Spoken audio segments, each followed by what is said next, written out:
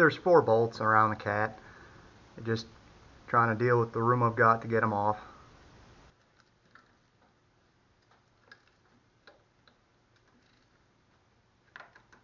How easy she comes off. Oh, just like that. And she's clear.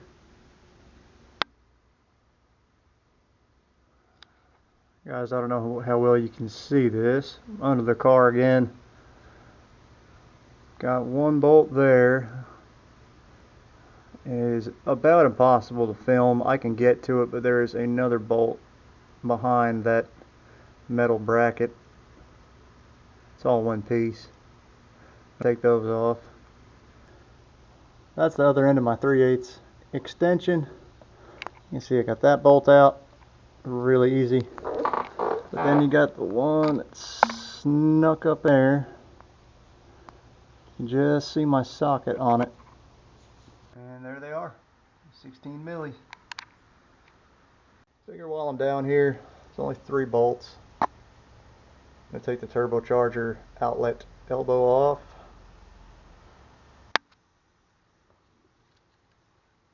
See, got her out. Got that piece out finally. Got 3 vacuum lines left. I'm going to remove this. Just because, I mean, it'll move, but it's just 3 hose clamps and vacuum. Well, actually, and then I'm going to remove this too. Alright, we got those pieces off.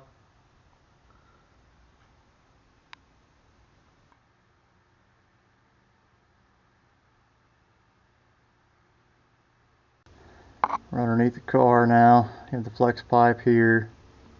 That was that flange we took off earlier.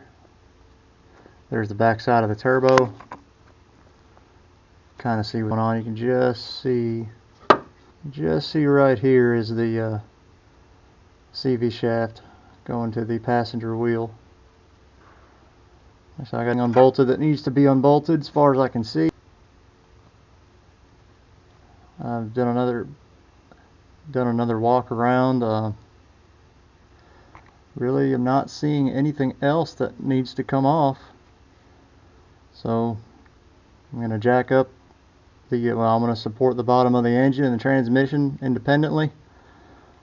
I'm going to unbolt the engine mounts and then go get the cherry picker. You can see right here, I was looking over the bolts that need to be removed to get the motor out, and at first I thought that was one of the starter bolts, but it's not. Looks like there's probably a recess. So I've got to take the starter off.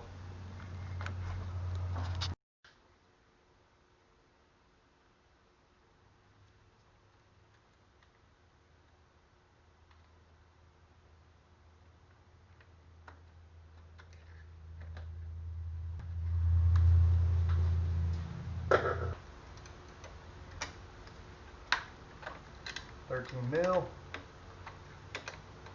This is hot. Should have unhooked the battery, but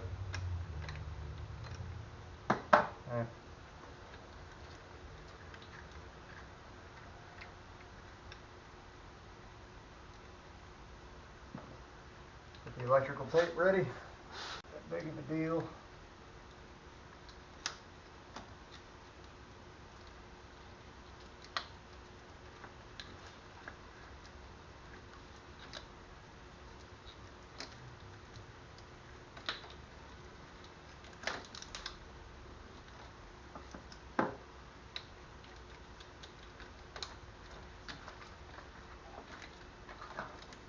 Put the nut back on.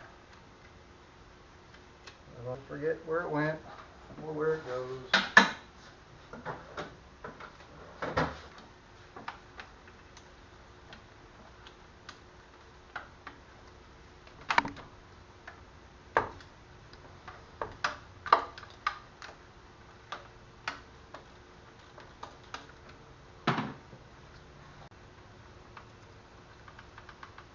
Again, I'm skipping around a lot.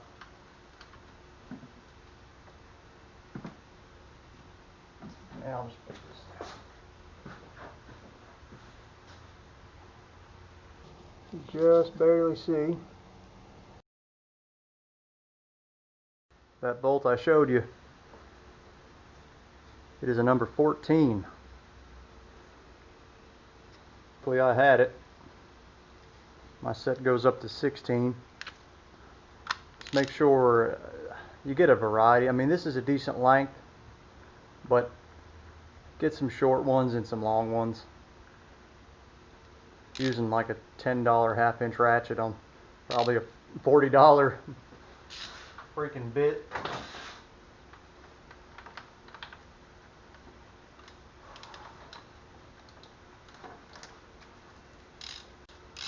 Probably could have used a longer ratchet, longer handled ratchet. Oh, well, I couldn't see. I guess it is also hexagonal. Oh yeah. They're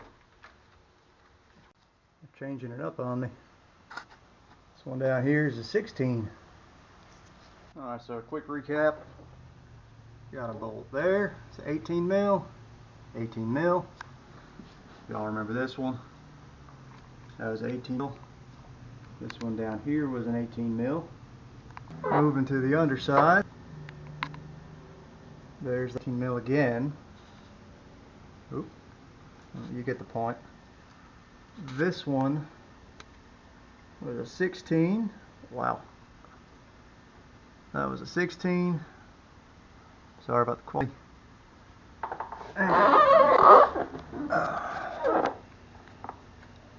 16 there.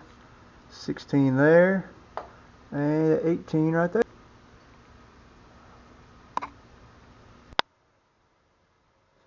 Alright. Got the engine hoist set up.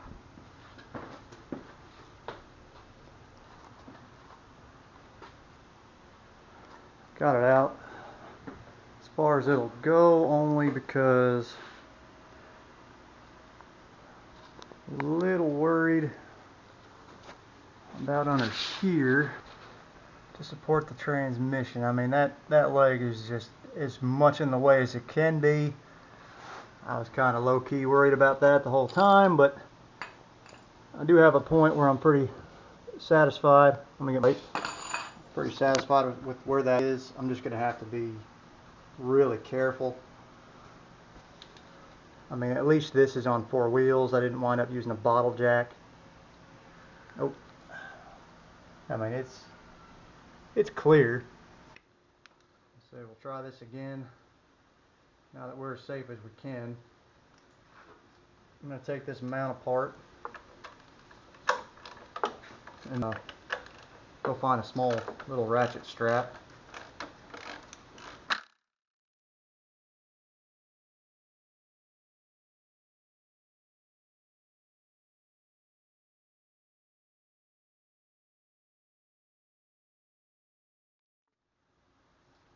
I'll get the mount the rest of the way off.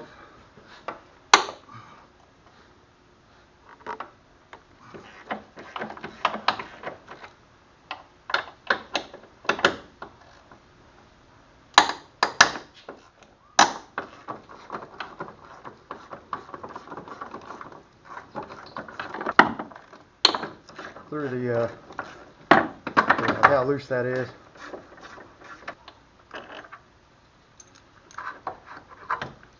There's that. Engine mount is out. It's like earlier I was telling you, make sure you buy short ones and long ones. I don't know what size these are yet. Let's try number 12.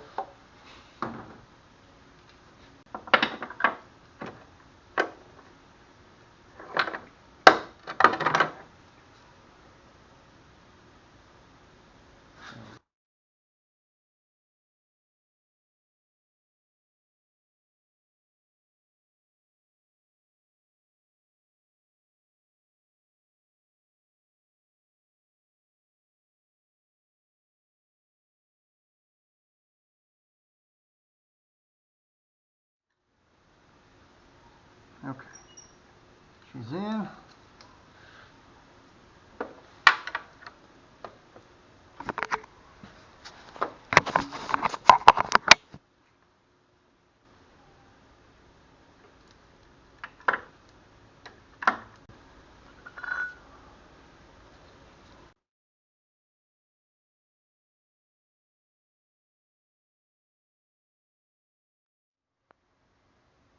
Well, here's where we're at so far. Engine is suspended. Like I said, I got those last two bolts in on the other side there. Got the mount off, the brackets off. You see the CV shaft there, part of the steering rack, sway bar.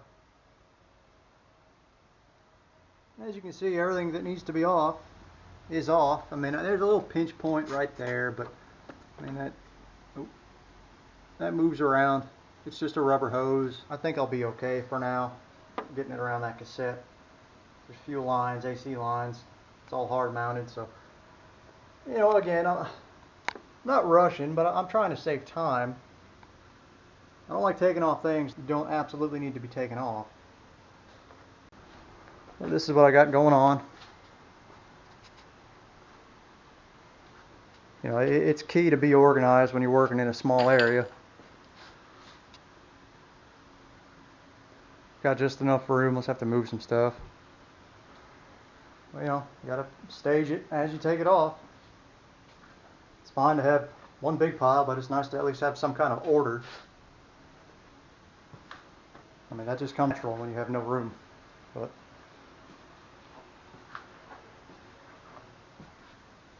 and then, you know, especially keep bashing my head on this about 8 times already. I think I'd just take it off the wall, but it's men understand. I'll change things up just a little bit. I'll try to make my load leveler work on this engine. I'm just trying to find a good point on this side of the engine to run the chain to.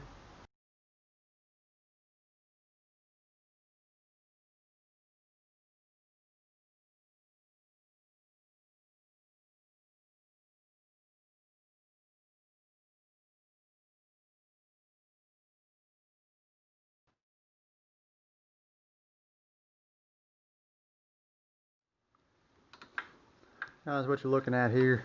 Just some extra hardware I had laying around. You see how I routed it so the chain's not bound up. What we're going to do is put one of these engine mount bracket bolts back in the block with this chain, so I have a better lifting point for the engine. We're doing this mostly because I do need to space this chain on the timing assembly. And again, you risk bending a bolt like this, or even it snapping a bolt like this, if the chain's way out here. You've only got a quarter of the threads lock, and there's nothing putting clamping pressure on this bolt. So when you apply all that lateral force, it could very likely snap, and you know, obviously you just don't want that to happen. So I'm going to go ahead and install this. Alright guys, here we are so far. Got some preload on the load leveler there. Still have the 2 bolts, just holding it together.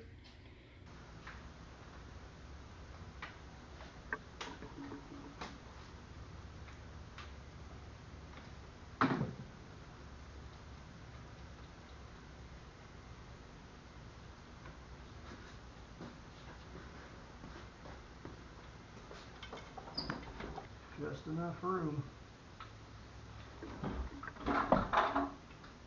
She is out. So what I'm trying to explain, I was using the load leveler to cheat, to move the whole engine to the left versus fighting the leg touching the ramp. So what I'm going to do now to get this level again, which I really don't need to get it level again, I'm just going to get a ratchet strap and just cheat a little bit.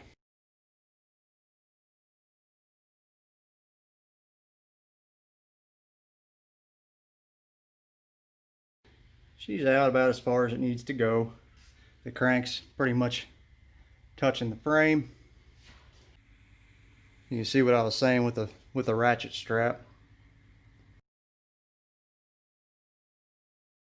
You kind of see.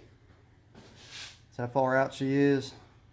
That little twin disc assembly is scraping, but she's coming. Got miles of room. You can see I am just getting up to the bottom of this firewall here.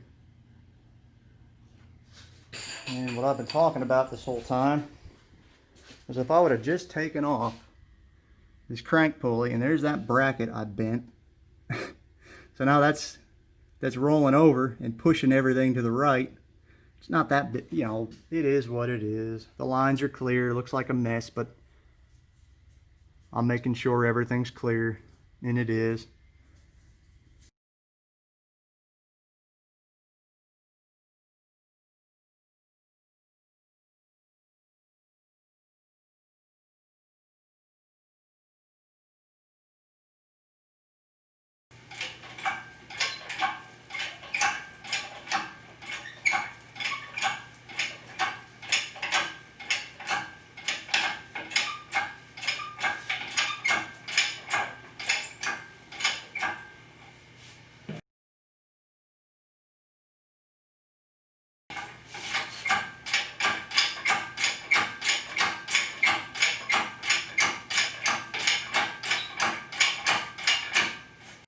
As you can see,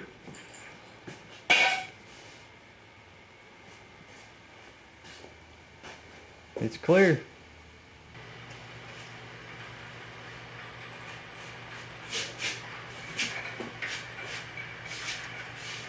There she is.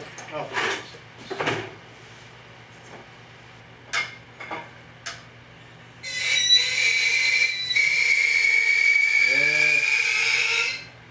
yes. I know you're very angry, engine horse.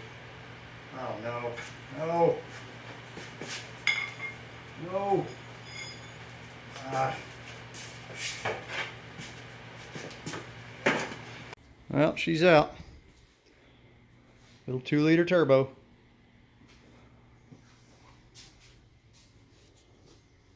So these were those lines.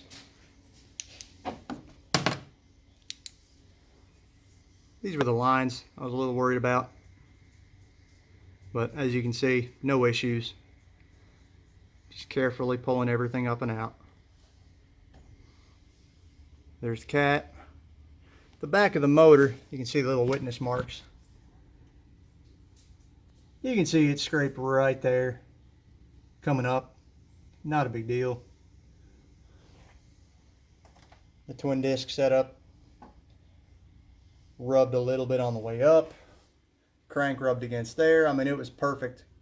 If I would do this the exact same way. I would take off everything I took off. I would set this chain up down here versus using that bracket and that bracket. Would have been a lot easier to pull that crank off. May have had issues doing that with it in the car. I do have a few different pullers. I mean, I don't know how easy that comes off. I'll find out. I'll make some comments on that when we see how hard that would have been. You know, see how hard it is with the engine out of the car. See how hard it would have been with it in. And there's that bracket. One little T30. I didn't see a need to take it off. And then all of a sudden, as I was raising the engine, I realized, oh yeah. So I bent it out of the way. A little tricky, straddling the jack supporting the transmission with the engine hoist. And this is the neat thing. This is one thing I did research of, you know, what needs to happen to separate the transmission from the engine. You just take the bolts out. There's no torque converter bolts. There's no forks. There's nothing. It splines. It just splines together. Really neat, awesome thing. I mean, you know, that's probably the easiest part about removing it is you don't actually have to snake bolts in and out of little holes and obscure angles. It just slides out. So guys, again, stick around. Just getting started. I say it's fun if you have a project like this. Don't be afraid to pick up stuff like this and tackle it on the weekends. I mean, this is a Harbor Freight engine jack, if you didn't guess. Those are Harbor Freight ramps. That's a Harbor Freight load leveler.